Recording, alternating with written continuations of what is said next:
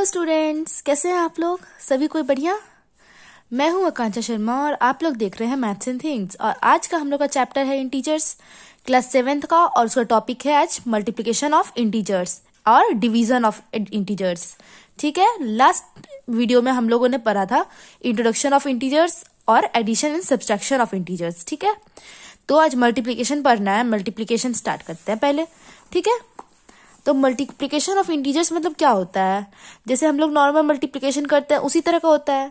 ठीक है, पर इंटीजर्स में क्या होता है, नेगेटिव नंबर्स भी आते हैं, पॉजिटिव नंबर्स भी आते हैं, जीरो भी आता है। तो क्या करना है, हम लोग को देखना है कि किस तरह से कौन सा साइन बैठेगा, कहाँ पे कौन सा साइन बैठना आना है। ठीक है, तो स्टार्ट करते हैं। ठीक है, तो क्या लिखेंगे? डेफिनेशन ये लिखाएगा कि to find the product, the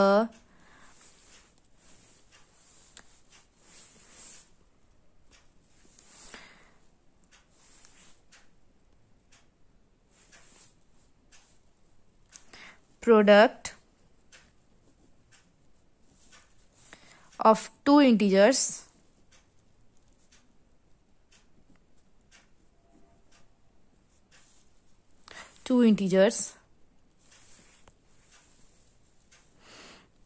with signs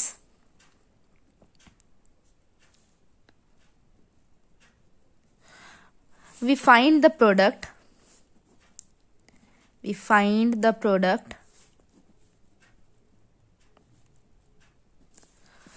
of their values, मतलब दोनों नंबर को हम लोग मल्टीप्लाई कर लेंगे। ठीक है, उसके बाद values instead of their signs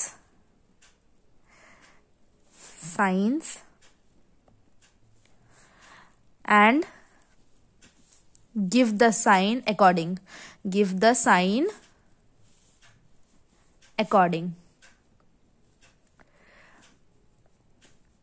मतलब कि पहले वैल्यू को मल्टीप्लाई करके देख लेंगे, उसके बाद जैसे साइन रहना देना होगा हम लोग क्वेश्चन के मुताबिक साइन को पुट कर देंगे। जैसे कि एग्जांपल में कोई नंबर लेते हैं, 12 लिए हैं और 16 लिए। ठीक है, दोनों पॉजिटिव में है, तो इसको क्या करेंगे, मल्टीप्लाई कर लेंगे।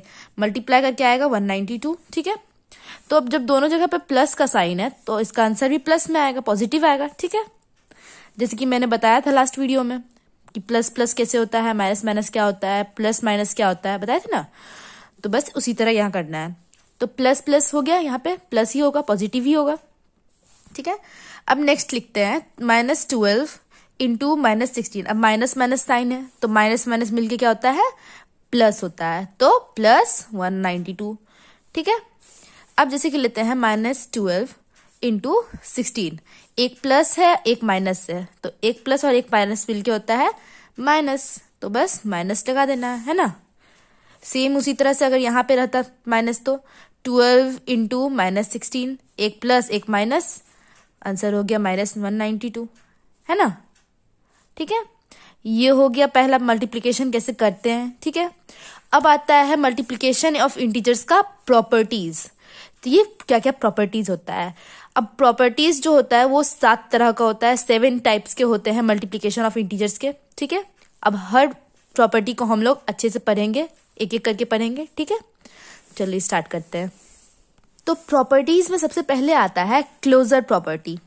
ये नाम है, ठीक है, ये नाम है। पहला प्रॉपर्टी का नाम है क्लोजर प्रॉपर्टी। क्या नाम है? Closure property. अब इस प्रॉपर्टी में होता क्या है ये पढ़ना है ना। तो इस प्रॉपर्टी का मतलब है कि जब दो इंटीजर्स का हम लोग प्रोडक्ट निकालते हैं तो वो भी हमेशा इंटीजर होता है। ठीक है, तो क्या लिखेंगे इसका डेफिनेशन? क्लोजर प्रॉपर्टी का होगा the product of two integers is always an integer। मतलब दो इंटीजर को अगर हम लोग प्रोडक्ट निकालते हैं तो वो भी हमेशा इंटीजर ही रहेगा। ठीक है, अब जैसे कि एग्जांपल लेते हैं, 12 है एक इंटीजर और एक 16 लिए। ठीक है, दोनों इंटीजर है, अभी दोनों को मल्टीप्लाई करेंगे 192 भी एक इंटीजर है। ठीक है, ये हो गया क्लोजर प्रॉपर्टी खत्म। ठीक है, अब नेक्स्ट आता है, नेक्स्ट प्रॉपर्टी का नाम है कम्यूटेटिव लॉ। क्या नाम है? Commutative law. ठीक है, अब कम्यूटेटिव लॉ होता क्या है? ठीक है, कम्यूटेटिव लॉ मतलब अगर दो कोई नंबर दिया हुआ है, जैसे दो इंटीजर दिया हुआ है ए और बी, तो ए और बी को अगर मल्टीप्लाई करेंगे अपोजिट करके भी तो वो भी आंसर सेम ही आएगा। इसका मतलब क्या होता है? मतलब कि ए और बी को अगर हम मल्टीप्लाई कर रहे हैं तो वो हमेशा इक्वल होगा उसके अपोजिट से। बी और ए को भी मल्टीप्लाई करेंगे तो हमेशा सेम ही आएगा। ए और मल्टीप्लाइड बाय बी सी वही जो आएगा वही बी मल्टीप्लाइड बाय ए भी आएगा। ठीक है, मतलब कि A multiplied by B is equal to B multiplied by A. दोनों का आंसर सेम आना है ना। फॉर एग्जाम्पल 12 मल्टीप्लाइड बाय 16 है, 12 मल्टीप्लाइड बाय 16, ए को 12 ले लिए, बी को 16 ले लिए। ठीक है, अब इसको मल्टीप्लाई करके जो आएगा वही चीज 16 मल्टीप्लाइड बाय 12 भी लिखेंगे तब भी तो वही आएगा, है ना। दोनों में आएगा 192 ही, 192 इज इक्वल टू 192, है ना। तो ये हो गया कम्यूटेटिव लॉ। ठीक है, अब आता है थर्ड प्रॉपर्टी। तो थर्ड प्रॉपर्टी क्या होता है? थर्ड प्रॉपर्टी का नाम है एसोसिएटिव लॉ। क्या नाम है? Associative law. ठीक है, एसोसिएटिव लॉ है थर्ड प्रॉपर्टी का नाम। ठीक है, अब एसोसिएटिव लॉ होता क्या है? तो एसोसिएटिव लॉ मतलब जैसे कि अगर 3 इंटीजर्स है तो 3 इंटीजर को अगर हम इधर उधर करके भी मल्टीप्लाई करेंगे तो कोई दिक्कत नहीं है, सेम ही आंसर आना है।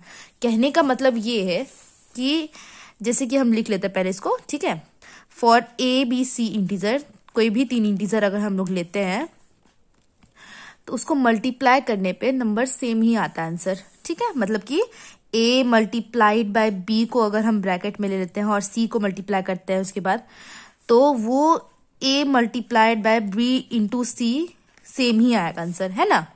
मतलब a multiplied by b into C भी करेंगे तो भी आंसर वही आना है, और a multiplied by b into C करेंगे तो वो भी सेम ही आंसर आना है। ठीक है, बात खत्म। ये यहाँ पे एग्जाम्पल जैसे कि ले लेते हैं हम लोग 12 इंटू 16 मल्टीप्लाइड बाय 1 करते हैं। ठीक है, और a को यहाँ पे 12 हो गया मल्टीप्लाइड बाय 16 इंटू 1 है। ठीक है, मल्टीप्लाइड बाय 16 192 इंटू 1 192 ही होगा।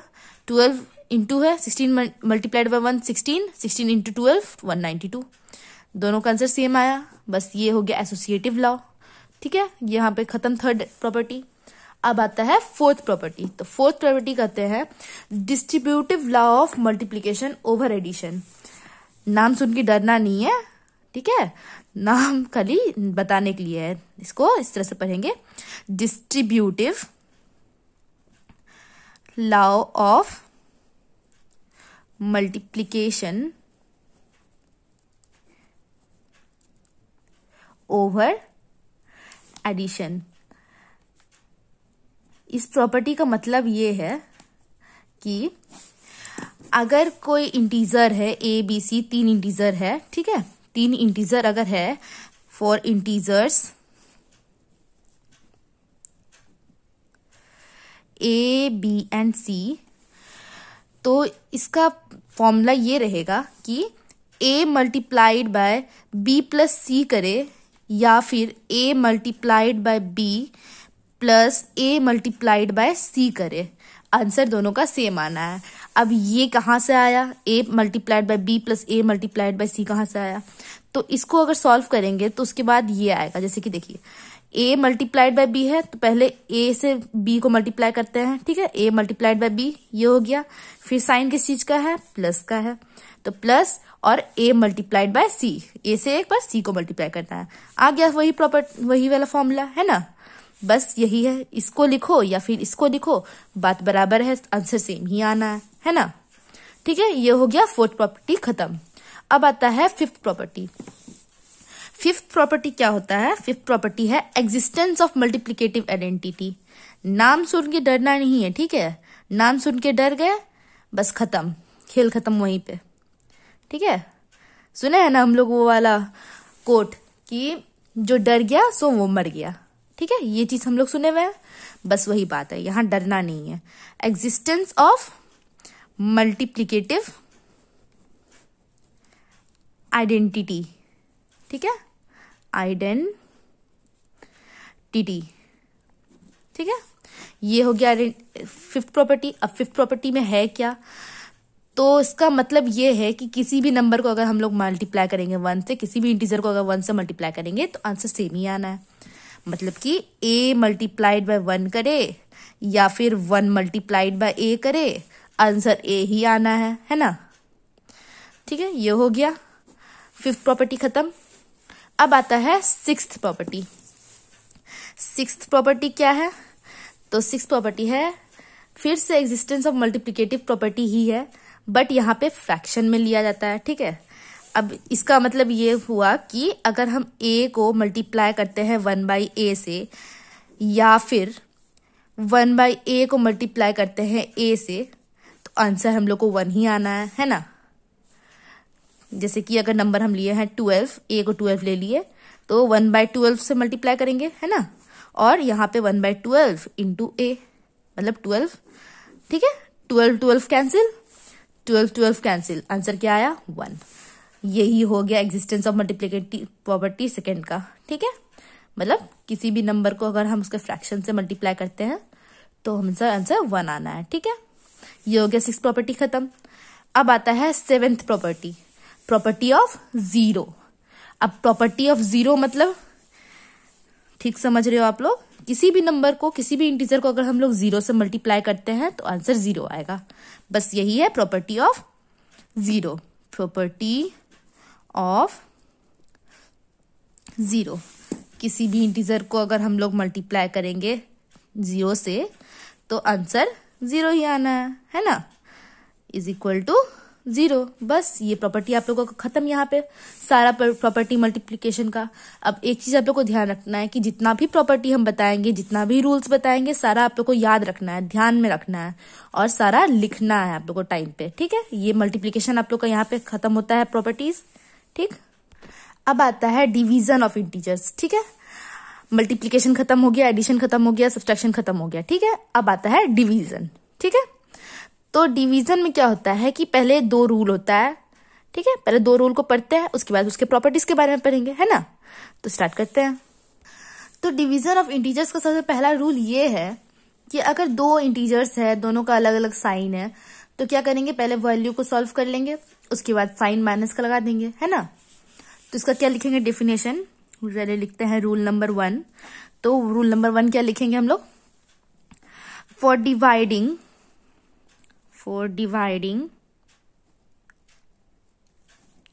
one integer by the other, the two having unlike signs मतलब अपोजिट साइंस, एक पॉजिटिव एक नेगेटिव। ठीक है, we divide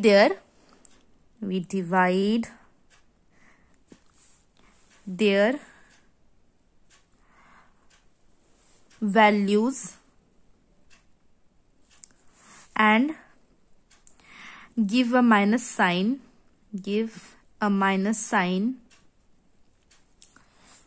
to the quotient, मतलब जो भी क्वोशिएंट आएगा डिवाइड करके उस पे माइनस का साइन पुट कर देना है ना। अब जैसे कि एग्जांपल में लेते हैं -48 डिवाइडेड बाय 12। ठीक है, तो आंसर क्या आएगा, आंसर तो पहले डिवाइड करके 4 आएगा, 4 ले आएंगे आंसर डिवाइड करके। ठीक है, उसके बाद माइनस का साइन है, एक प्लस का साइन है, तो माइनस का साइन पुट कर देना है, जैसे कि इसमें लिखा हुआ है कि पहले वैल्यू निकाल लेना है, उसके बाद माइनस का साइन पुट कर देना है ना। तो ये रूल नंबर 1 हम लोग का खत्म। ठीक है, अब आता है रूल नंबर 2। अब रूल नंबर 2 में क्या होता है, रूल नंबर 2 का कहना यह है कि अगर 2 इंटीजर्स है, दोनों का साइन सेम है, तो नॉर्मली हम लोग को पहले वैल्यू निकाल लेना है, उसके बाद प्लस का साइन पुट कर देना है ना। तो इसका क्या लिखेंगे, डेफिनेशन रूल नंबर 2 लिखेंगे, for dividing one integer by the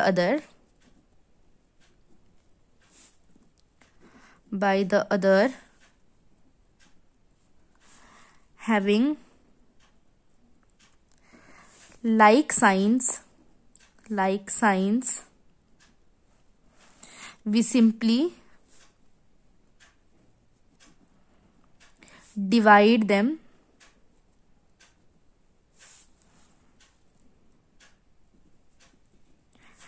divide the values and give a plus sign to the quotient. ठीक है, मतलब कि पहले वैल्यू निकाल लेना है, उसके बाद प्लस का साइन पुट कर देना है। यानी अगर 48 -48 है डिवाइडेड बाय -12 है, ठीक है, तो -48 बाय -12 इस तरह से भी लिख सकते हैं, है ना। अब इसको सॉल्व करेंगे तो क्या आएगा, 4 आएगा, ठीक है। अब जब इसको कैंसिल अप करने पे 4 आता है, और जब 4 आ गया उसके बाद क्या करना है, माइनस का साइन है, कैंसिल हो गया, बचा 4, बस यही हो गया, प्लस का साइन लग गया। यहाँ पे प्लस का साइन लिखे या ना लिखे बात बराबर है ना। तो ये हो गया 4। रूल नंबर 2 खत्म। अब आता है properties of division of integers, ठीक है। चलिए स्टार्ट करते हैं प्रॉपर्टीज अब। तो सबसे पहला प्रॉपर्टी क्या होता है कि अगर दो इंटीजर्स को हम लोग डिवाइड कर रहे हैं तो कोई जरूरी नहीं है कि उसका डिवाइड किया हुआ जो भी आंसर, जो भी क्वेश्चन आएगा वो भी इंटीजर हो, ठीक है। वो फ्रैक्शन में भी हो सकता है जो कि इंटीजर नहीं होता है ना। तो क्या लिखेंगे, पहला property, if a and b are integers then a divided by b is not necessarily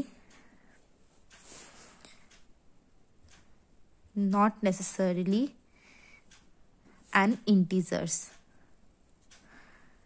ठीक है। मतलब कि तो अगर इंटीजर को हम डिवाइड कर रहे हैं तो कोई जरूरी नहीं है कि उसका डिवाइड किया हुआ जो भी क्वेश्चन आएगा वो भी इंटीजर हो। जैसे कि एग्जांपल में हम लोग लेते हैं 16 डिवाइडेड बाय 5। अब 16 डिवाइडेड बाय 5 मतलब इस तरह से लिखा आएगा, ये तो कैंसिल अप होगा नहीं, है ना। ये भी इंटीजर है, 16 भी इंटीजर है, 5 भी इंटीजर है, पर डिवाइड तो हो नहीं रहा है। ये डिवाइड करके ये होल नंबर में आएगा तब ना वो एक इंटीजर कहलाएगा, बट होल नंबर तो आ नहीं रहा है, ये हो रहा है फ्रैक्शन, है ना। ये फ्रैक्शन में आ रहा है तो ये इंटीजर नहीं है, ठीक है। ये हो गया फर्स्ट प्रॉपर्टी। सेकंड प्रॉपर्टी ये होता है कि अगर a है इंटीजर और a 0 के इक्वल नहीं है तो a डिवाइडेड बाय a करेंगे तो 1 आएगा, है ना। इसका मतलब क्या लिखेंगे यहाँ पे हम, if a is an integer, if a is an integer, a कोई इंटीजर है और a is not equal to 0, a 0 के बराबर नहीं है, then a divided by a is equal to 1, है ना। मतलब a को डिवाइड करेंगे a से तो 1 होगा आंसर, है ना। तो अब आता है थर्ड प्रॉपर्टी, ठीक है। थर्ड प्रॉपर्टी क्या होता है कि a को अगर 1 से डिवाइड करते हैं तो आंसर a आएगा, है ना। जैसे कि लिखेंगे क्या, if an a is an integer then a divided by 1 is equal to a, है ना। a किसी भी इंटीजर को अगर 1 से डिवाइड करते हैं तो आंसर सेम इंटीजर ही आएगा, है ना। अब आता है फोर्थ प्रॉपर्टी। अब फोर्थ प्रॉपर्टी क्या है, तो फोर्थ प्रॉपर्टी ये है कि किसी भी नंबर को, कोई भी नंबर है न्यूमरेटर में 0 हो और डिनोमिनेटर में कोई इंटीजर हो तो उसका आंसर 0 आएगा, और न्यूमरेटर में कोई इंटीजर हो और डिनोमिनेटर में 0 हो तो उसका आंसर नॉट डिफाइंड में आएगा, मतलब उसका आंसर पता ही नहीं है ना। तो लिखेंगे क्या कि if a is an integer and a is not equal to 0 then a divided by 0 is not defined, मतलब इसका आंसर ही पता नहीं है अभी तक इसका आंसर कोई पता ही नहीं किया गया, इसका कोई आंसर ही नहीं है ना। और but 0 divided by a is equal to 0, मतलब a डिवाइडेड बाय 0 अगर करेंगे तो वो नॉट डिफाइंड होगा, नॉट डिफाइंड आएगा उसका आंसर। पर 0 को अगर डिवाइड करेंगे a से, कोई भी इंटीजर से, तो उसका आंसर आएगा 0, है ना। ये हो गया फोर्थ प्रॉपर्टी खत्म। अब आता है फिफ्थ प्रॉपर्टी, ठीक है। तो फिफ्थ प्रॉपर्टी क्या होता है? तो फिफ्थ प्रॉपर्टी ये होता है कि 3 इंटीजर्स अगर है a b c है, तो तीनों को अगर हम लोग डिवाइड करते हैं तो आंसर इक्वल नहीं हो सकता है जब तक कि c जो हो वो 1 ना हो, ठीक है। जैसे कि इसका मतलब ये हुआ कि a डिवाइडेड बाय b है डिवाइडेड बाय c, a और b को ब्रैकेट में लेंगे, is not equal to a divided by b divided by c। ये इक्वल नहीं होगा जब तक कि c हो जो वो, अनलेस c इज 1, जब तक कि c 1 नहीं होता है। जब c 1 हो जाएगा तो वो इक्वल हो जाएगा, ठीक है।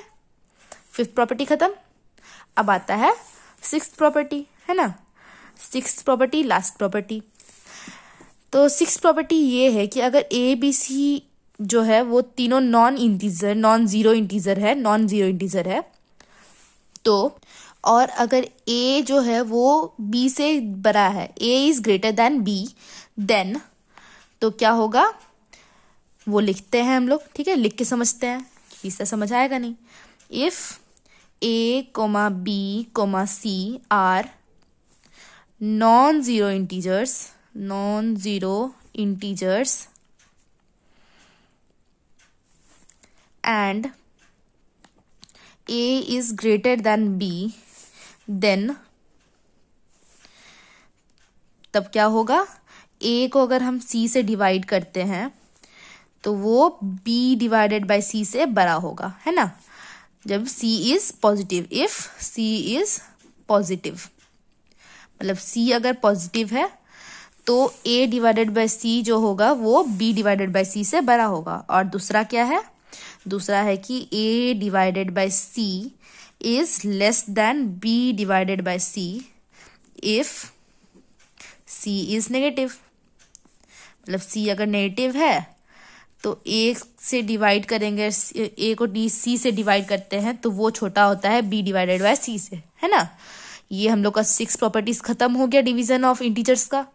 यहाँ पे डिवीजन ऑफ इंटीजर्स खत्म, रूल्स भी पढ़ा दिए इंटीजर्स का डिवीजन का, और प्रॉपर्टीज भी बता दिए। अब कुछ डिवीजन है, कुछ मेन पॉइंट्स है। डिवीजन तो आप लोग को पहले वाला ही करना है, और पॉइंट्स कुछ मेन बता देते हैं। पॉइंट्स कुछ को याद रखना है, वो भी किसी भी क्वेश्चन को सॉल्व करेंगे इंटीजर्स का तो उसको याद रखना पड़ेगा, ठीक है, माइंड में रखना पड़ेगा, ठीक है। बताते हैं कुछ पॉइंट्स, ठीक है। तो पहला पॉइंट क्या होता है कि कोई भी अगर नेगेटिव नंबर है, जैसे कि a1 हो गया multiplied by -a2 multiplied by -a3 up to n numbers तक अगर हम इसको मल्टीप्लाई कर रहे हैं तो क्या होगा कि माइनस में आएगा इसका आंसर, ठीक है। जब वो नंबर n जो है, ये n जो है वो ऑड रहेगा। मतलब कि अगर ये चल रहा है तो मान ले कि n अगर हम लोग का आता है 5, ठीक है, तो ये तो 5 तो ऑड नंबर है, तो जो इसका आंसर आएगा मल्टीप्लाई करके जो भी आएगा आंसर वो नेगेटिव फॉर्म में आएगा, ठीक है। मतलब कि इसका क्या लिखेंगे answer, -a1 into a2 multiplied by a3 into a4 up to an, है ना। ये an तक मल्टीप्लाई होगा जब तक वो ऑड है। व्हेन n इज ऑड में रहेगा तो कोई भी नंबर को अगर हम इस तरह से मल्टीप्लाई करते हैं तो वो हमेशा माइनस में आएगा, नेगेटिव में आएगा, है ना। तो अब आता है सेकेंड पॉइंट क्या है कि कोई भी अगर नंबर को हम मल्टीप्लाई कर रहे हैं, -a1 है मल्टीप्लाइड बाय -a2 है अप टू n नंबर्स तक, ठीक है। अप टू -an नंबर्स तक अगर हम उसको मल्टीप्लाई कर रहे हैं तो उसका आंसर इवन में आएगा। क्या आएगा, इवन में आएगा। मतलब इस अगर ऑड है तो वो नेगेटिव में आएगा, इवन है तो वो पॉजिटिव में आएगा, है ना। तो A1 multiplied by A2 multiplied by A3 up to n numbers, है ना। ये हो गया second point, when n is even. ठीक है, अब आता है थर्ड पॉइंट। तो थर्ड पॉइंट क्या हो सकता है? अब थर्ड पॉइंट ये होगा कि किसी भी नंबर्स को अगर हम सेम ही नंबर को मल्टीप्लाई कर रहे हैं तो हम लोग जैसे कि पढ़ते हैं कि इतना पावर इतना, है ना, बोलते हैं ना हम लोग कि हाँ ये कोई नंबर है, नंबर के ऊपर में इतना पावर है, तो क्या लिखेंगे कि -a अगर हम लेके चलते हैं, ठीक है, -a, ये फॉर्मूला एक है तो आप लोग को ये रखना है याद, -a multiplied by -a multiplied by -a up to n times तक इसको हम मल्टीप्लाई कर रहे हैं सेम ही नंबर को, तो क्या होगा answer? -a is to power n आएगा, -a is to power n आएगा व्हेन n इज ऑड। ठीक है, मतलब ऑड नंबर है, अगर ये n जो है वो ऑड है, जितना दूर भी जाता है, अगर 5 तक जा रहा है या 7 तक जा रहा है या 9 तक जा रहा है, 9 बार मल्टीप्लाई कर रहे हैं, तो उसका जो भी आंसर आएगा वो माइनस में आएगा, आंसर नेगेटिव में आएगा, है ना। अब आता है 4 नंबर पॉइंट। तो 4 नंबर पॉइंट ठीक इसका अपोजिट होगा, अगर इवन रहता है तो वो पॉजिटिव में आएगा, है ना। तो -a multiplied by -a multiplied by -a up to n times is equal to a is to power n, positive में है ना, व्हेन n इज इवन, जब n इवन है ना। ठीक है, ये हो गया 4th पॉइंट खत्म। अब आता है 5th पॉइंट। तो 5th पॉइंट क्या है कि 5th पॉइंट ये है कि अब नंबर अगर है हम लोग का -1 को अगर हम n टाइम्स तक मल्टीप्लाई कर रहे हैं, ठीक है, -1 मल्टीप्लाई कर रहे हैं n टाइम्स तक, कितना भी n टाइम्स कितना भी हो सकता है, हम लोग जानते नहीं है कि n टाइम्स कितना हो सकता है, ठीक है। तो n टाइम्स अगर इसको मल्टीप्लाई कर रहे हैं तो इसका आंसर -1 आएगा अगर n ऑड है, व्हेन n इज ऑड, मतलब अगर n ऑड है, n ऑड नंबर में है तो उसका आंसर नेगेटिव आएगा, ठीक है। और 6th पॉइंट ये है कि अगर n इवन है तो ये इवन नंबर में आएगा, है ना, मतलब -1 into -1 into -1 up to n times is equal to 1 when n is even, है ना। बस ये है आप लोग का मेन 6 पॉइंट्स, हम लोग को ये याद रखना है ना, इसको अच्छा से याद रखना है। जितना प्रॉपर्टीज बताए हैं, जितना भी रूल्स बताए हैं, सबको दिमाग में रखना है, तभी क्वेश्चन सॉल्व करना है। दिमाग में अगर नहीं रखेंगे तो क्वेश्चन सॉल्व नहीं होगा, ठीक है। बात खत्म यहाँ पे। अब थैंक यू आप लोगों को ये वीडियो देखने के लिए। आप लोग से नेक्स्ट चैप्टर में मिलते हैं। घर में रहिए, सेफ रहिए। Thank you.